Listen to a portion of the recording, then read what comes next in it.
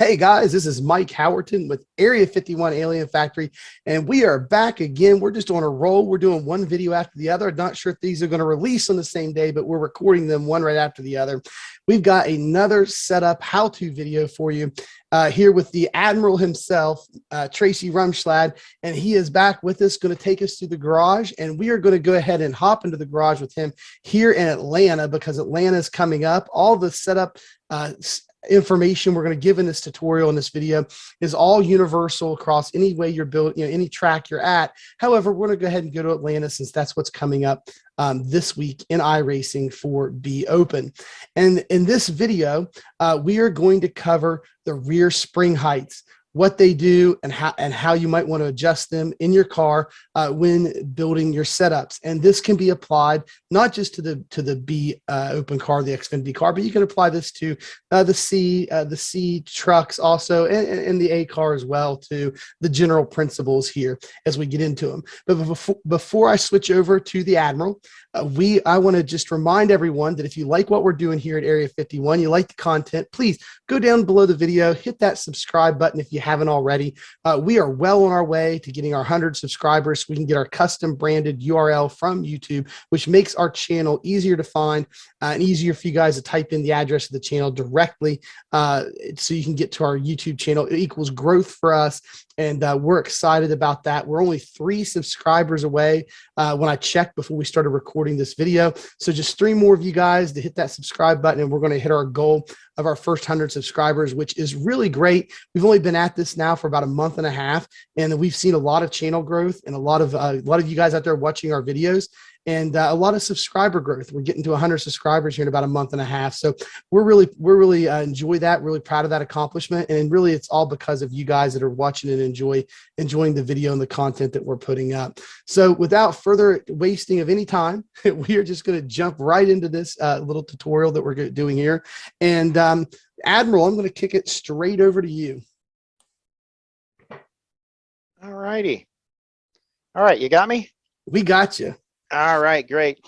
Well, in the first video, we talked a little bit about how to identify the chassis. Now we're going to kind of key in on certain areas where, as chassis engineers and builders for this, that we focus on. Okay, and the big thing that a lot of people don't realize when they're building these chassis, there's a lot of information here. It's almost information overload. Like, what am I looking at? Okay, why do I need it, and what does it do? And we've had a lot of videos that other creators put out there that just kind of describe what they do. Click this and it does this, and it does. But now we're trying to give people a purpose, a direction. Why do I want to go here, and what do I need to put there, and why? Okay, so the biggest thing that we find on the B car, when people go from, say, the C open truck to the B open garage, there's some things that are actually missing here that are in the C open garage.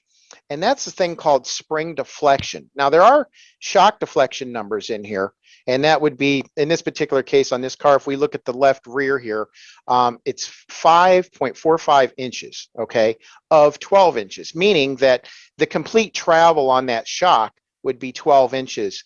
But we're only using 5.45 and that's in the garage. Well, it does the same thing. There's a spring deflection number, and of course, it's not here in iRacing. And this goes back a few years when we had some where a lot of the pros and stuff were finding exploits on the old chassis, and iRacing removed all that stuff. And I believe all the exploits, without knowing any better, those should be gone too. That was the whole purpose of this. But for the general builder, the reason we want that information is because the springs themselves are different heights, or however you want to put it, how tall they are in height, okay? And they break them down into families, or I refer to them as families. So the family is how tall the spring is. And usually you can find a series of spring rates, okay, at what the pound rate of that spring is and how tall it is. So that being said, iRacing has 4 of them, okay? And I'll give them to you straight up, and then I'll tell you how we use them when we try to build setups for you guys at different tracks. So we'll start off, and the B car might be a little different, but I know I got these numbers off the truck. But anywhere from 425 pounds okay, the spring rate 425, all the way up to 1400. And mind you, I said this was for the C open. That spring height, or the family those fall into, are 11 inches. So it doesn't matter which rate you pick between 425 and 1400, the height is 11 inches, okay? Well, you're probably saying, well, what does that mean? Well, let me go to the softer ones. So the next softest one, we go from 225 pounds to 400 is 14 inches, okay? So we gain 3 inches in height. Once again, not real sure what we need. I'll explain that here in just a second. So just remember 400 to 425, because that's going to be my example, okay? And then 150, really soft spring, to 200 is a 16-inch spring, so it's even taller. But with that weight being so low, you're going to get a lot of deflection, a lot of compression on that. Car's going to go over the bumps, ride through the bumps a lot nicer than, say, a spring that doesn't use much deflection that's a lot stiffer. Those are just going to pound through those bumps and stuff, and the irregularities like seams and stuff, and pretty soon it's not very forgiving, so it wants to drive the car instead of you driving the car. So that's why we go to the taller, softer springs, is we can get it to the tire to run through that area a lot better without losing traction for you, okay? And then the softest one that we have is 100 pounds to 100 and a quarter, and that's a 20-inch. That's something you find on a motorcycle. But anyways, we do run them at sometimes. A lot of times when we need a lot of travel in the car, make things ride smooth over those really rough tracks. But getting back to my example, so that information in the B garage is not offered. Okay, iRacing is eliminated that from their garage. I don't know if that's due to saving space, or they just didn't feel the information was needed, or if they did it because this is the step that takes you from being just an average iRacer to going to, if you want to be pro. Okay, so a lot of the pros knew how to manipulate that. That's where they found the exploits. That's another story for another day, but that was back in, before 2020. So it hasn't been around for a while anyways, not on these chassis. But I'll give you an example. So we're here at Atlanta this week, and we've kind of got a faster track, higher G loads in the corner. The car is really under compression. So what I can do for you to make the car drive right, because you as a driver, and they're all the same pretty much, they have a sweet spot. They like things to be a certain way, and it's my job to try to find that sweet spot for you.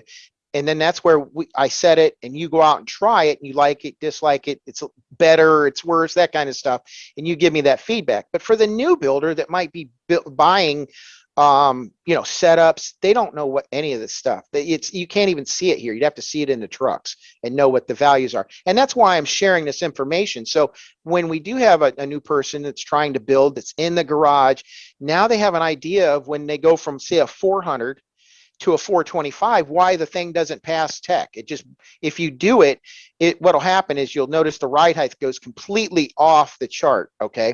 And that's because that family, we changed families. We went from the 400-pound spring, which is 14 inches in height, to say I go to a 4 1/4, it's 11. So then it's going to drop considerably, and then I have to make up for it in the spring perch, okay? Now, the reason we do this, and this is the other thing I want to stress, is in this particular chassis, the minimum ride height in the back is 7 inches, okay, 7.000 inches. Anything below that doesn't pass. Anything above is legal for the most part. But in the truck is totally different. It's 6 inches, so it's a whole different animal. And the idea is we want to try to get the rear ride height to that legal minimum height to make tech, but we don't want it to ride up there at 7 inches going around the track. You're just going to be slow. That spoiler on the back will just be a parachute, and everybody will just walk away from you, especially on older tires. So what we want to do is we want to kind of trick it a little bit. So what we have to do, and you're going to need Motec. So for those that are trying to learn setups, if you get yourself Motec and MU, and I think Mike has had I think he put a video up on some of that material. You might want to look into that, but you're going to need that. And what we do is we look at the frame heights, okay? And we want to see how low we can get that rear chassis to squat in the corner. Now, not necessarily in the straightaway. It'll come up a little bit, but it's in the corner is what we want. So what we need to do is we need to find out the spring package in the back. Now, the package means it's the left spring rate, plus the right spring rate gives you a total spring rate, and that's what we call the package. Okay, that's just a rear spring package. I'll throw out some arbitrary numbers here. Like if you get a setup from the setup shops, a lot of times they'll use, on a lot of the setups I've seen, anywhere from like 400 pounds on the left rear and let's say 800 pounds on the right rear. So that's a 1,200 pound spring package, okay? That 1,200 pounds is what we need in the rear to keep it off the track so we don't scrape when we go in under full fuel, that kind of stuff. Whatever you do to make, let's say you wanted to drive a little, not as loose, I guess. If you take 100 pounds out of the left rear, I'm sorry, add 100 pounds to the left rear, you have to take it out of the right rear, okay? And that way you still maintain that 1,200 pound overall spring package. We don't want to change that package. The other reason, once we get those packages, a lot of times too, if you run too soft of a spring, what happens is the fuel burns off. If you have set the splitter like perfect under full fuel, as that fuel burns off, the rear end goes up. Well, the rear end doesn't go up as far on 11-inch spring as, 11-inch family spring versus a 14-inch spring, which is a softer one. So that would be why I would run a 4 1/4 for you on the left rear versus a 400, because the 4 1/4 is only 11 inches. So it's not going to travel that 3 additional inches up, where you would have a tendency to put the splitter in the track in like the middle of the run, and people would say it's tight. You would say it's tight, I can't turn. You're right, because what I did is I ran too soft of a spring, the fuel ran out of it, and then all of a sudden the rear end went up, which you'll find in Motec. If you do a whole fuel run, you can see it. And then what happens is it puts that splitter on the track. And then once it does that, then you complain of it being tight in the middle of the run. So anyhow, that's why we got to be careful with these springs. And like I said, I wish iRacing would go back to their old garage where they did have that deflection in there, so we knew exactly what they were. In my case, I do it so much, I just happen to have it wrote down so I don't get into that trap anymore. Because it used to be, back in the exploit days, we would run like 100 pound left rear and a 200 pound right rear, but we jacked the rear end all the way up. And we had additional room for it to squat. But once again, we ran into that problem where the fuel burned off, put it on its nose, and next thing you know, it's pushing all over the place, and we couldn't figure out why. But once we figured it out, we knew what was going on. But that way people don't, our viewers don't run into those same mistakes I've made over the years. But you do have to be mindful of that if you're going to be competitive in this be open stuff. So anyhow, that's about all I got on that one. All right, guys, I hope you learned something about this rear spring package through this video. I'd like to take time to thank the Admiral for coming in and working through this with us and teaching us about the rear spring packages. Also, it helps you understand that, if you purchase a setup or you get a base somewhere to work off of, you can start to understand more why the builder chose to do what they did there in the rear of the car with that spring package. And also, Tracy went over a few things there to where you can take that setup that you've gotten wherever you've got it from, and if you think it's too loose in the long run or too tight, he talked about the idea of how you can change around the rear springs, the rear spring package, so that you can either tighten the car up a bit or loosen it up a bit, and how you can still get the total force that's still needed to keep the rear end off the ground. So that was awesome information, and we appreciate Tracy for taking the time out to show us and teach us here in this video tonight. And I hope that you're still getting something out of these and that you keep coming back.